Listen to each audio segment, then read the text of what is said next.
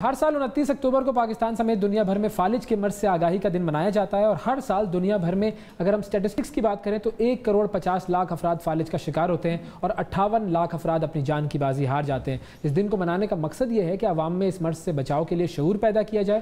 فالج کی بنیادی وجہ کیا بلڈ پریشر ہے، جس کی کمی یا زیادتی کے سبب سے دماغ کو ملنے والی جو خون کی فراہمی ہے وہ منقطع ہو جاتی ہے۔ ہائی بلڈ پریشر، غذا، تمباکو نوشی اور ورزش کی کمی اور ماحولیاتی آلودگی سمیت دیگر نقصان دہ عوامل پر توجہ دینے سے 80% فالج کے کیسز کا تدارک کیا جا سکتا ہے۔ سٹروک کی بنیادی وجہ کیا ہے، کس قسم کے ہوتے ہیں سٹروکس، اس پر ہم بات کریں گے۔ ہمارے ساتھ موجود ہیں شفا انٹرنیشنل ہاسپٹل کی نیورولوجی ڈپارٹمنٹ کی ہیڈ اور consultant professor doctor Maimoona Siddiqui. السلام علیکم ڈاکٹر صاحبہ۔ وعلیکم السلام۔ اور صاحبہ بہت شکریہ پروگرام میں وقت دینے کے لیے۔ یہ جو فالج ہے اس کی کتنی قسمیں ہوتی ہیں اور ان کی تھوڑی سی ہمیں یہ بھی ڈیٹیل بتائیے گا کہ یہ ہوتا کیوں ہے؟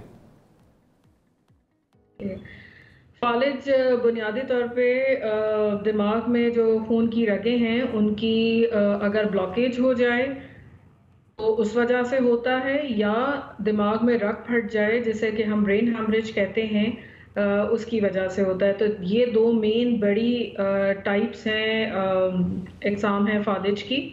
اور فالج جو ہے وہ جان لیوا مرض ہے، اور اسی لیے ہر سال جو ہے یہ دن منایا جاتا ہے پوری دنیا میں تاکہ اس کے بارے میں شعور بڑھایا جا سکے۔ تو ڈاکٹر صاحب ہیمریج کیوں ہوتا ہے؟ کہ فالج ہیمریج کی کیا وجہ ہوتی ہے جس کے بعد پھر فالج ہوتا ہے؟ دونوں طرح کے فالج کی سب سے جو اہم وجہ ہے وہ ہائی بلڈ پریشر یا بلڈ پریشر کا کنٹرول نہ ہونا ہے۔ بدقسمتی سے ہمارے ہاں پاکستان میں بہت سے لوگ، 3 میں سے 1 فرد جو ہے وہ بلڈ پریشر کا شکار ہے، اور ان میں سے میجورٹی لوگوں کو یہ نہیں پتا ہوتا کہ ان کو بلڈ پریشر ہے، تو اسی لیے نہ وہ اپنا علاج کراتے ہیں، اور اس کی وجہ سے چونکہ بلڈ پریشر بہت زیادہ ہے تو اس کی وجہ سے یہ جو خون کا کلاٹ جم جاتا ہے، اس کی وجہ سے جو فالج ہوتا ہے وہ اور برین ہیمریج دونوں جو ہیں ان کی جو تعداد ہے ان مریضوں کی فالج کے ہونے کی وہ پاکستان میں بہت زیادہ ہے۔ اس کے علاوہ ایک ہی وجہ ہے blood pressure, high blood pressure, یا اس کے علاوہ اور بھی وجوہات ہوتی ہیں فالج کی؟ سب سے کامن وجہ ہائی بلڈ پریشر ہے، لیکن اس کے علاوہ موٹاپا، کولیسٹرول کا بڑا ہونا، شوگر یا ذیابیطس، اس کے علاوہ سیڈنٹری لائف سٹائل یعنی جو ہم ایکسرسائز نہیں کرتے، واک نہیں کرتے، یہ کامن رسک فیکٹرز ہیں۔ اس کے علاوہ تمباکو نوشی جو ہے وہ بھی ایک بہت اہم رسک فیکٹر ہے فالج کے ہونے میں۔ اچھا یہ بھی بتائیے گا کہ اب یہ جو فالج ہے اس کا علاج کیا یہ پاسبل ہے؟ 100% ریکوری اس سے ہو جاتی ہے؟ کیونکہ عام طور پر یہ خیال ہے کہ جو فالج کے مریض ہوتے ہیں وہ 100% ریکور نہیں ہو سکتے۔ دیکھیے فالج جو ہے اس کا علاج اویلیبل ہے دنیا بھر میں، تو خیر بہت 20-25 سالوں سے اویلیبل ہے۔ 95 میں اس کی ایک دوائی جو فالج خون میں بلڈ جمنے کی وجہ سے ہوتا ہے اس کی دوا موجود ہے۔ پاکستان میں بھی یہ دوائی موجود ہے جو کہ لیکن بدقسمتی سے وہ صرف کچھ ہی سینٹرز میں اویلیبل ہے، اور وہ بھی زیادہ تر پرائیویٹ انسٹیٹیوٹس میں اویلیبل ہے۔ اور اسی لیے اس دن کو ہم مناتے بھی اس لیے کہ لوگوں کے بارے میں اس کے لیے آگاہی پیدا کی جا سکے کہ وہ فالج کی علامات کو پہچانیں اور فوراً ہسپتال لے کے آئیں، کیونکہ اگر آپ مریض کو 4.5 گھنٹے کے اندر ہسپتال لے آتے ہیں تو یہ دوا دی جا سکتی ہے۔ تو اس کے ارلی سمپٹمز ہوتے ہیں جس سے جان سکے انسان کے اس پر فالج کا اٹیک ہونے والا ہے؟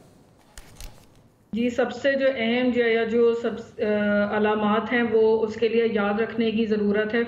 فاسٹ یعنی ایف سے فیس، اگر اچانک کسی کا چہرہ بات کرتے ہوئے ٹیڑھا ہو جائے، اور یا سیکنڈ جو ہے وہ آرم یعنی اے، بازو جو ہے ایک سائڈ کی کمزور ہو جائے یا بازو میں جھکاؤ ہو جائے اس کی وجہ سے، پھر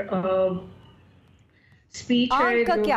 آنکھ کا جو آپ نے کہا ہے اے سے آنکھ، تو آنکھ کا کیا آپ مطلب اس میں کس طرح؟ اچھا آم، ٹھیک ہے جی ہاں، وہ آواز میں ذرا کچھ مجھے لگا آنکھ کہہ رہی ہیں آپ۔ بازو یعنی کہ اگر کسی کا چہرہ ایک دم سے ٹیڑھا ہو جائے، یا اس کو ایک بازو کی کمزوری ہونے لگے، یا اس کو بولنے میں پرابلم ہونے لگے، تو اس کو فوراً ہسپتال لے جانے کی ضرورت ہے تاکہ یہ دیکھا اس کو فالج اس کو ایویلویٹ کیا جا سکے اور اس کو اگر وہ اس ٹائم ونڈو میں ہے تو اس کو وہ دوا دی جا سکے. تو وہ لیکن پرابلم جو ہے دوا کی اویلیبلٹی کا ہے جسے ہم ٹی پی اے کہتے ہیں. اچھا تو یہ اگر کسی کو فالج کا اٹیک ہو رہا ہے اور یہ سارے سمٹمز وہ دیکھ لیتا ہے یا ان میں سے کوئی ایک آدھا بھی اس کو فیل ہوتا ہے تو یہ کتنا ٹائم ڈیوریشن ہوتا ہے کہ اگر وہ ٹائم پہ اس کو پہنچائیں؟ جس طرح مثال کے طور پہ ہارٹ اٹیک کے بارے میں ہم کہتے ہیں کہ بھئی اگر ہارٹ اٹیک کا پیشنٹ کسی کو ہارٹ اٹیک ہو رہا ہو اور اس کو بر وقت ہسپتال پہنچایا جائے تو بہت کیسز میں جان بچ جاتی ہے. تو فالج کا اٹیک کتنی جگہوں پر یا کتنے وقت میں ہاسپٹل پہنچنے سے پہلے پریونٹیبل ہے؟